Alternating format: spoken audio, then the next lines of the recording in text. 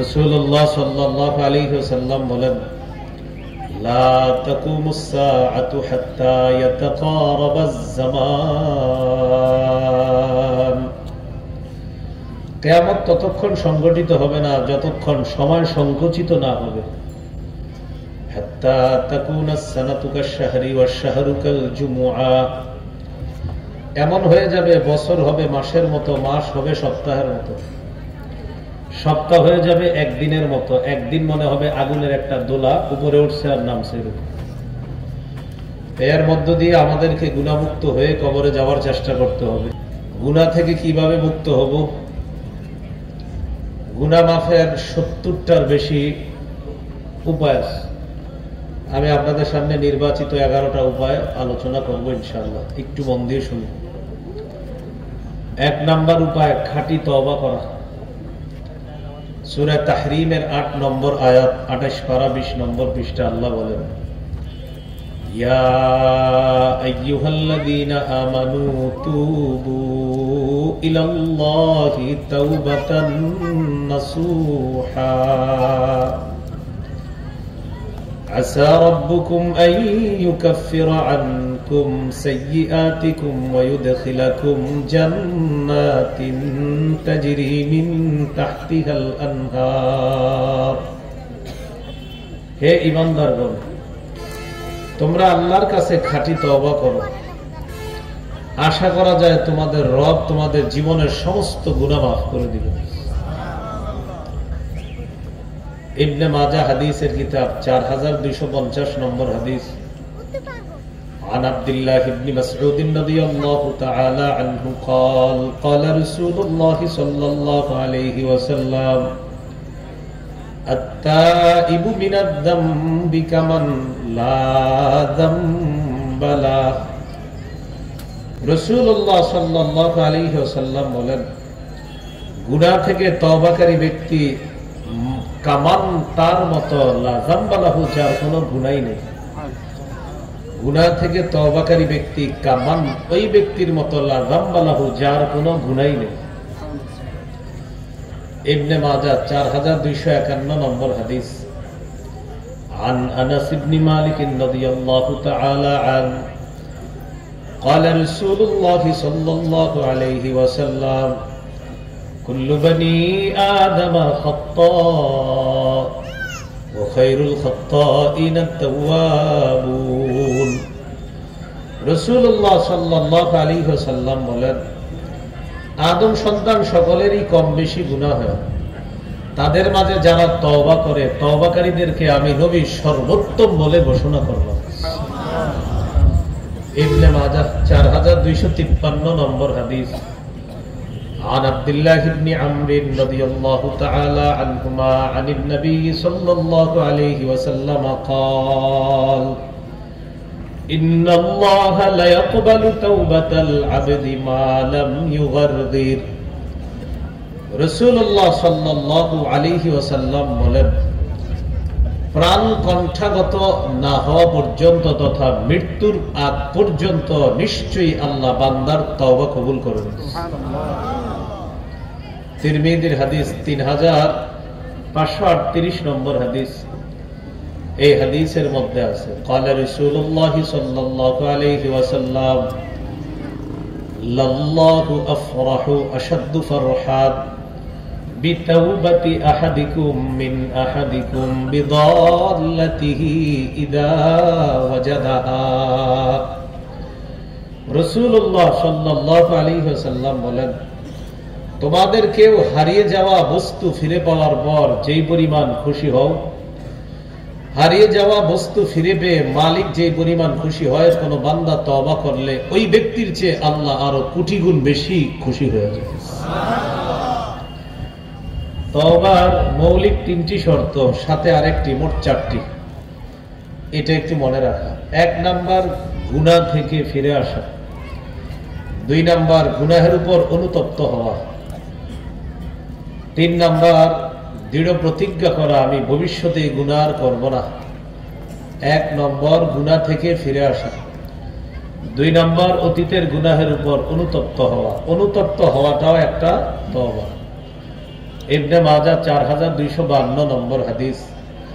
এই হাদিসে আছে আন-নাদামু আত-তাওবা, কোন বান্দা গুনাহের উপর অনুতপ্ত হলে এই অনুতপ্ত হওয়াটাকে আল্লাহ তাওবা হিসাবে কবুল করে নেন।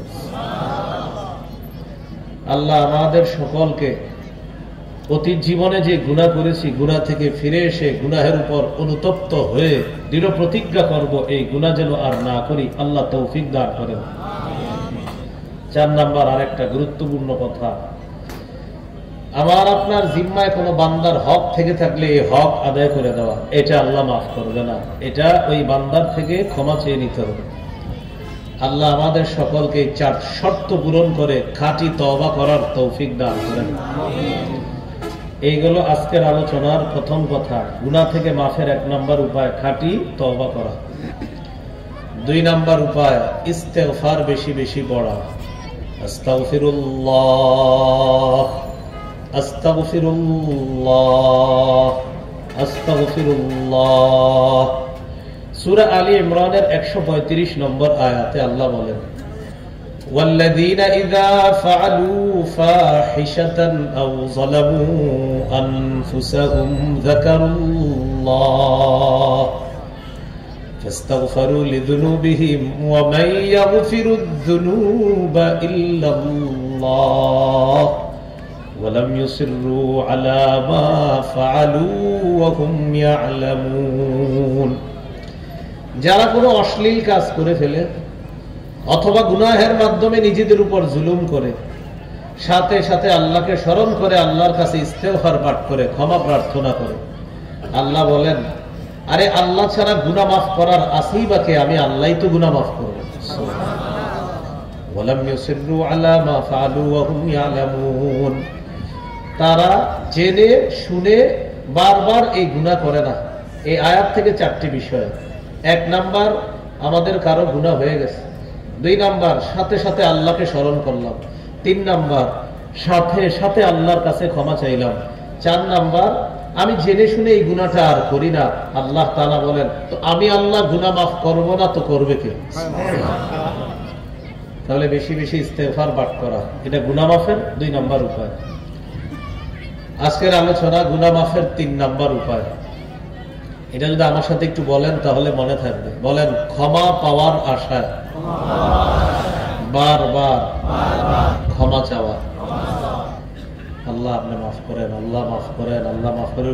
এরপর আপনার টেনশন হইতেছে, আচ্ছা মাফ করছেনি তো আবার হ্যাঁ হ্যাঁ আলহামদুলিল্লাহ করছে, আশাবাদী, আল্লাহ আপনি করেন, আল্লাহ আপনি মাফ করেন। এরকম বারবার ক্ষমার আশায় বারবার ক্ষমা চাওয়া। হাদিসে কুদসির মধ্যে আসছে, তিরমিজির বর্ণনা 3540 নম্বর হাদিস। এই হাদিসটি হাদিসে কুদসি, মানে আল্লাহর বক্তব্য। আল্লাহ তাআলা বলেন, ইয়া ইবনা আদম ইন্নাকা মা দাআউতানি ওয়া রাজাউতানি গফারতু লাকা আলা মা কানা মিনকা ওয়ালা উবালি।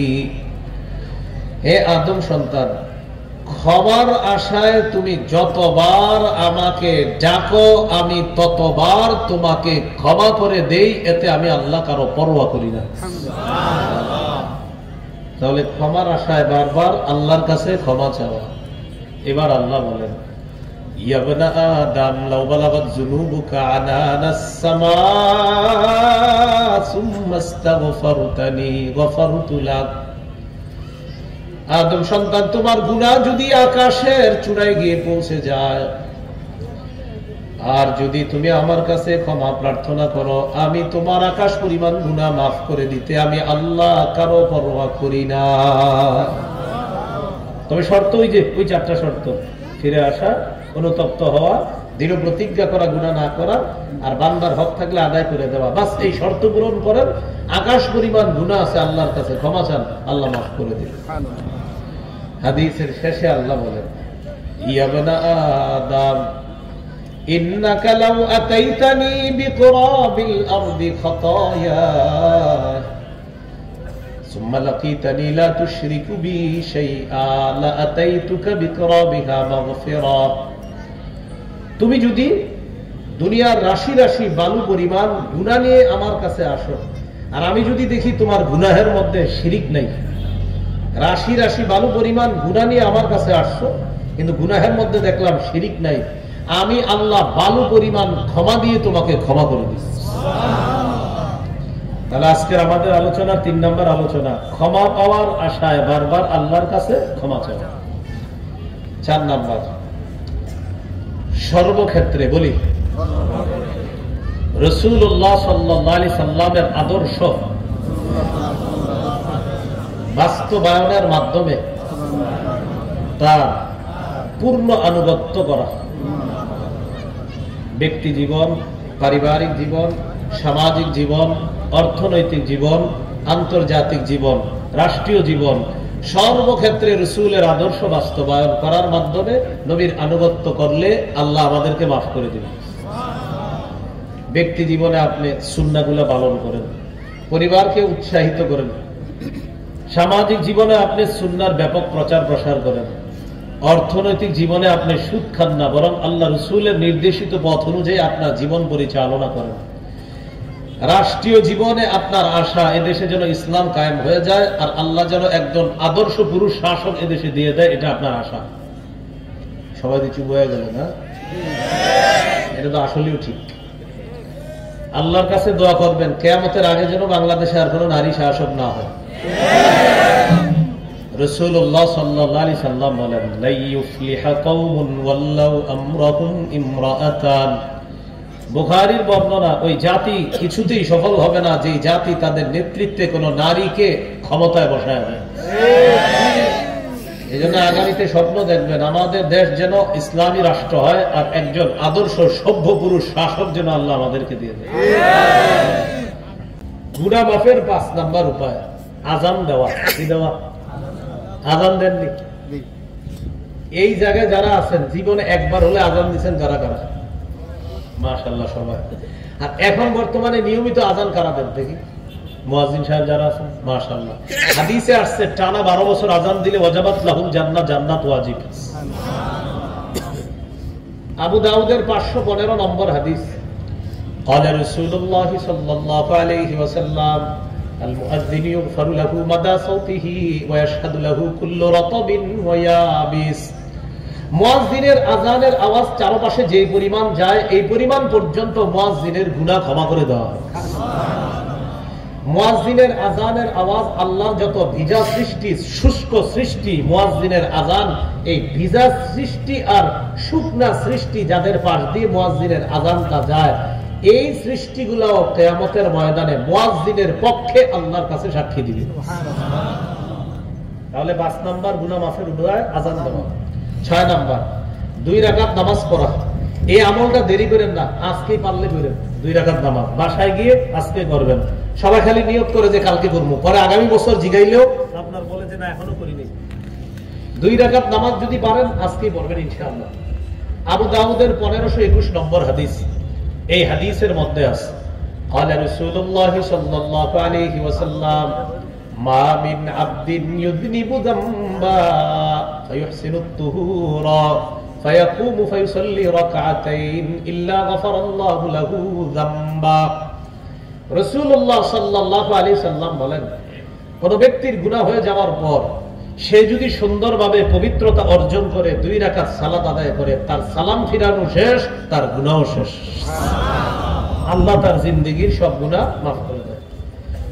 7 নাম্বার গুনাহ মাফের উপায় নিয়মিত 5 ওয়াক্ত নামাজ পড়া। সহিহ বুখারীর 526 নম্বর হাদিস, এক ব্যক্তি রাসূলুল্লাহ সাল্লাল্লাহু আলাইহি সাল্লামের কাছে এসে একটা গুনাহের কথা বললেন। ওই মুহূর্তে আল্লাহ সূরা হুদের 114 নম্বর আয়াত নাযিল করে দিলেন। সুবহানাল্লাহ। আল্লাহ তাআলা বলেন, ওয়া আকিমিস সালাতা তারাফাইন নাহারি ওয়া যুলাফাম মিনাল লাইল ইন্নাল হাসানাতি ইউযহিবনাস সাইয়্যাত। তুমি দিনের 2 প্রান্তে নামাজ কায়েম করো, রাতের কিছু অংশে নামাজ পড়ো, অর্থাৎ 5 ওয়াক্ত নামাজ পড়ো, নিশ্চয়ই পুণ্য পাপের কাজকে দূর করে দেয়। এখানে পুণ্য দ্বারা উদ্দেশ্য 1 নাম্বার 5 ওয়াক্ত নামাজ। যারা নিয়মিত 5 ওয়াক্ত নামাজ পড়বে আল্লাহ তাদের গুনাহগুলা ধুয়ে মুছে সাফ করে দিবে। এই আয়াত নাযিল হওয়ার পর যে সাহাবী আসছে সমস্যা নিয়ে, হুজুর আমার পাপ, এটা কি আয়াত আমার জন্যই শুধু? নবীজি বললেন না, বাল্লি জামিই উম্মতি, সারা পৃথিবীতে আমার যত মুসলমান উম্মত সবার জন্য এই আয়াত। তাহলে 7 নাম্বার 5 ওয়াক্ত নামাজ পড়া, পড়ব তো ইনশাআল্লাহ। সূরা বাকারা 238 নম্বর আয়াতে আল্লাহ বলেন, হাফিজু আলাস সালাওয়াতি ওয়াস সালাতিল মুস্তা, তোমরা নামাজ সমূহের প্রতি যত্নবান হও, বিশেষ করে আসরের নামাজ। আসরের নামাজ কেন? আসরে কেউ থাকে বাজারে, কেউ থাকে মাঠে, আর মা বোনরা চুলার সামনে থাকে। ভাতটা সিদ্ধ হইলে আসরটা বলবো, আলুটা সিদ্ধ হইলে আসরটা বলবো, এই সিদ্ধ করতে করতে সূর্য হলুদ বানায়, আর আমরাও অলসতা বশত সূর্যটা হলুদ বানাই। এই সূর্য হলুদ বানায় যারা আসর পরে, বলে নাই যে পরে না, বলছে নবীজি যারা সূর্যটা হলুদ ইচ্ছা করে বানায় আসর পরে, তিলকা সালাতুল মুনাফিকিনা, তিলকা সালাতুল মুনাফিকিনা, তিলকা সালাতুল মুনাফিকিনা। নবী বলেন যারা ইচ্ছাকৃতভাবে সূর্য হলুদ বানায় আসর পরে, এটা মুনাফিকের নামাজ, এটা মুনাফিকের নামাজ, এটা মুনাফিকের নামাজ। আবু দাউদ 413 নম্বর হাদিসে আছে যে নবী বলেন এটা মুনাফিকের নামাজ, এটা মুনাফিকের নামাজ, এটা মুনাফিকের নামাজ। কামা ফানাকারা আরবাআ, দাঁড়ায় কোন মতে মোরগের মতো 4টা ঠোকর দেয়, আল্লাহু আকবার, সামি আল্লাহু আকবার, আল্লাহু আকবার, 4টা ঠোকর দেয়। ওই যে সূর্য ডুবে ডুবে তো তাড়াতাড়ি আপনার 4 রাকাত নামাজ পড়ে। নবীজি সাল্লাল্লাহু আলাইহি সাল্লাম বললেন এটা মুনাফিকের নামাজ। বলেন ভাই ভুলগুলো তো আমাদের হয়ে যাচ্ছে, এটা যেন ইচ্ছাকৃত ভাবে না হয়, আল্লাহ আমাদেরকে হেফাজত করেন। এশার নামাজ, ফজর নামাজ, এই 2 নামাজে গুরুত্ব বেশি দিতে হবে। সব নামাজ তো পড়বো আমরা, কিন্তু এই 2 নামাজ কেন? সাধারণত শয়তান ধোঁকা দিয়ে এশাটা পড়ায় না। শয়তান বলে এই এত তাড়াতাড়ি এশা পড়বি কেন, আরো সময় আছে না? তো পরে আপনার 10টা বেজে যায়, পরে আবার চিন্তা করে উমুক মসজিদে না পাশে ছোট্ট একটা রুমে জামাত হয় মাঝে মাঝে, তুমি ওইটাতে গিয়ে পড়বা। আবার শয়তান ধোঁকা দেয়, ধোঁকা দিতে দিতে 12টা বাজায় ফেলে। উনি চিন্তা করে নামাজটা পড়ি, শয়তান কয় 12টার পরেও এশা পড়া যায়, অপেক্ষা করো। এইভাবে হজরতে আপনার হঠাৎ ঘুমায় যায়, ওইটা থেকে সকাল 10টা। শয়তান ধোঁকা দিয়ে এশাটা পড়ায় না।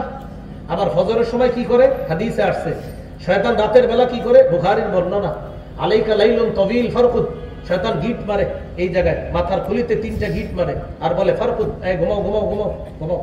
হাদিসে আসছে তোমাদের কেউ যখন ঘুমাও তখন কি করে, শয়তান 3টা গিট মারে এখানে আর বলে আলাইকা লাইলুন তাওয়িল, এই রাত অনেক লম্বা আছে, ঘুমাও ঘুমাও আরো ঘুমাও, এরকম বুঝায় আপনার শয়তান। দেখবেন ফজরের সময় শরীর এত ভালো লাগে, ও মেসেজ করে দেয় ঘুমাও। তো যখন আপনি উঠা যান, ওইটা যখন দোয়াটা পড়েন সাথে সাথে 3 গিটের 1 গিট খুলে যায়। যখন ওযু করেন 2 নাম্বার গিট খুলে যায়, রইল কয়টা? একটা। যখন ফজর পড়েন তখন আপনি বুখারীর বর্ণনা ফাসবাহা নাশীতান নাফসি, তখন উৎফুল্ল মনে তার সকালটা শুরু হয়। ইনশাআল্লাহ আমার একটা সংকলন আসবে বাজারে, উৎফুল্ল মনে প্রভাত, ইনশাআল্লাহ এটা কিতাব আসবে, উৎফুল্ল মনে প্রভাত। এই হাদিস থেকে অনুপ্রাণিত হয়ে কিতাবটা ইনশাআল্লাহ রচনা করার চেষ্টা আছে। তো উৎফুল্ল মনে সকালটা তার শুরু হয়। তাহলে 3 গিট খুলে কিভাবে? ওইটা দোয়া করলেন 1 গিট, ওযু করলেন আরেক গিট খুলে, নামাজ পড়লেন আরেক গিট খুলে। সত্যি সত্যি দেখবেন ফজরটা পড়ার পর শরীরের মধ্যে একটা চাঙ্গা ভাব কাজ করে। আল্লাহ আমাদের সকলকে এশা ফজর অন্যান্য নামাজের পাশাপাশি এই 2টা সালাত আর ওইটা আসর এগুলা গুরুত্ব দেওয়ার তৌফিক দান করেন। রাসূলুল্লাহ সাল্লাল্লাহু আলাইহি সাল্লাম বলেন, মান সাল্লাল ইশা ফি জামাআ, কেউ যদি এশার নামাজ জামাতে পড়ে ঘুমায়ও থাকে, অর্ধেক রাত জেগে ইবাদত করার সওয়াব আল্লাহ দান করবেন। ওয়া মান সাল্লাল গাদাতা ফি জামাআ ফাকান্নামা সাল্লাল লাইলা কুল্লাহ, কেউ যদি ফজরের নামাজ জামাতে পড়ে আল্লাহ তাকে সারা রাত নামাজ পড়ার সওয়াব দান করবেন। আপনি এশা জামাতে পড়ে ঘুমায় গেছেন, ঘুম থেকে উইঠা ফজর পড়ছেন আর সারা রাত কোনো ইবাদত করেন নাই, এশার নামাজ জামাতে পড়ে ঘুমায় গেছেন, উইঠা ফজর পড়ছেন, বাস এই 2টা নামাজ আপনি জামাতে পড়ছেন, নবীজি বলেন তুমি সারা রাত ইবাদত করলে যেই সওয়াব হইতো ওই সওয়াব আল্লাহ দিয়ে দিবেন। তাহলে 5 ওয়াক্ত নামাজে গুরুত্ব দেওয়া, কতগুলো? 7। 8 নাম্বার জামাতের সাথে নামাজ পড়া। এক ব্যক্তি নবীজির কাছে আসছে, সহিহ মুসলিমের বর্ণনা, আয়েশা বলতেছে আকিম আলাইয়া হাদ্দা, হুজুর আমি তো শেষ। কি হইছে তোমার? আমি এমন এক পাপ করছি, আপনি এই মুহূর্তে বিচার না করলে আমি শেষ, আপনি বিচার করেন। ইতিমধ্যে জামাত দাঁড়ায় গেছে, নবীজি ইমামতি করলেন, নামাজ পড়াইলেন। নামাজের পর নবীজি বললেন আহাদারতাস সালাতা মানা, আচ্ছা এই তুমি কি আমাদের সাথে জামাতে নামাজ পড়ছো? তিনি বললেন জি। ও তুমি যে সমস্যা নিয়ে আমার কাছে আসছিলা জামাতে নামাজ পড়ার কারণে আল্লাহ মাফ করে দিয়েছে। এগুলো 8 নাম্বার জামাতে নামাজ পড়া। গুনাহ মাফের 9 নাম্বার উপায়, গুনাহ হয়ে গেলে সাথে সাথে একটা ভালো কাজ করা। আমি কিন্তু বলি নাই গুনাহ করে ফেললে, বলছি গুনাহ হয়ে গেলে। কারণ এক চালাক মানুষ আছে, এরা আবার কি করবে, এই বয়ান উল্টা বুঝা এখন থেকে একটা গুনাহ করবে, ভালো কাজ করবে। বিষয়টা কিন্তু এমন না, আমি বলছি গুনাহ হইলে। মুসলমান গুনাহ করতে পারে না, মুসলমানের গুনাহ শয়তানের ধোঁকায় হতে পারে। একটা গুনাহ হয়ে গেলে সাথে সাথে একটা ভালো কাজ করা। তিরমিজির হাদিস 1887 নম্বর হাদিস, রাসূলুল্লাহ সাল্লাল্লাহু আলাইহি সাল্লাম আবু যর গিফারি রাদিয়াল্লাহু তাআলা আনহুকে বলেন, ইত্তাকিল্লাহা হাইসুমা কুনতা, যেখানে থাকো আল্লাহকে ভয় করো। ওয়া আতবি'is সাইয়্যাতাল হাসানাতা তামহুহা, খারাপ কাজ হয়ে গেলে ভালো কাজ করবা, তোমার ভালো কাজটা খারাপ কাজকে মিটাইয়া দিবে। ওয়া খালিকিন নাসা বিখুলুকিন হাসান, উত্তম আচরণ করবা মানুষের সাথে। গুনাহ মাফের 10 নাম্বার উপায় জিকিরের মজলিসে বসা। এই যে মজলিসে আছেন এটা জিকিরের মজলিস। সহিহ বুখারীর 6408 নম্বর হাদিস, এই হাদিসে আসছে ফেরেশতারা এই মুহূর্তে আমাদের এই পুরা গোটায় যারা দাঁড়িয়ে আছি, বসে আছি, পুরা মজলিসটাকে ঘেরাও করে আল্লাহর আসমান পর্যন্ত চলে গেছে। আল্লাহ তাআলা হাদিসের শেষে আসছে, আল্লাহ ফেরেশতাদেরকে বলেন, ইশহাদু আন্নী ক্বাদ গফারতু লাহুম, রূপসা ওই মাঠে যে মানুষগুলো একত্রিত হয়েছে তোমরা সাক্ষী থাকো, আমি আল্লাহ তাদেরকে মাফ করে দিলাম। তাহলে 10 নাম্বার জিকিরের মজলিসে বসা। 11 নাম্বার সর্বশেষ জিকির করা। কি করা? জিকির করা। আহাব্বুল কালামি ইলাল্লাহি আরবা, আল্লাহর কাছে 4টা বাক্য জিকির সবচেয়ে পছন্দের। সুবহানাল্লাহ, আলহামদুলিল্লাহ, লা ইলাহা ইল্লাল্লাহ, আল্লাহু আকবার। এই 4টার মধ্যে আমার সবচেয়ে শ্রেষ্ঠ কোনটা?